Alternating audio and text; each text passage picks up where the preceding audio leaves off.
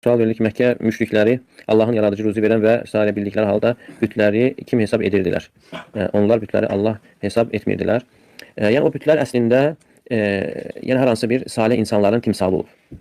Öz-özlüyündə salih bir insanların timsalı. Yəni onlar onlara ibadət edirdilər. Məqsədləri onları Allaha yaxınlaşdırmaq idi. Yəni Allahın yaradıcı olduğunu bilirdilər, amma ibadətdə şərik qoşurdular. Yəni bütlərə yönəlirdilər. Və deyirdilər ki, "Mə na'buduhum illə liyuqarribuna ilallahi zulfə." Yəni bizim onlara ibadət etməkdən məqsədimiz bizi Allaha yaxınlaşdırmaq üçün idi.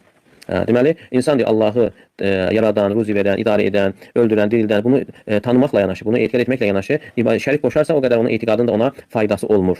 Yəni Allaha olan inancın da ona bir fayda görə şirk o qədər təhlükəli əməldir. Yəni Allaha inanmaqla yanaşı insan gərək şirkdən də uzaq olsun, ibadətində Allaha şərik qoşmasın. Məsələn, insan ibadətin 100%-dən 99%-ni Allaha yönəldərsə, 1%-i Allahdan başqasına yönəldirsə, etdiyi ibadətin, Allah üçün olan ibadətin 99%-ni də məhv edir, batil edir. Və bu onu bilirik ki, görünə qədər şirk təhlükəli bir günah əməldir.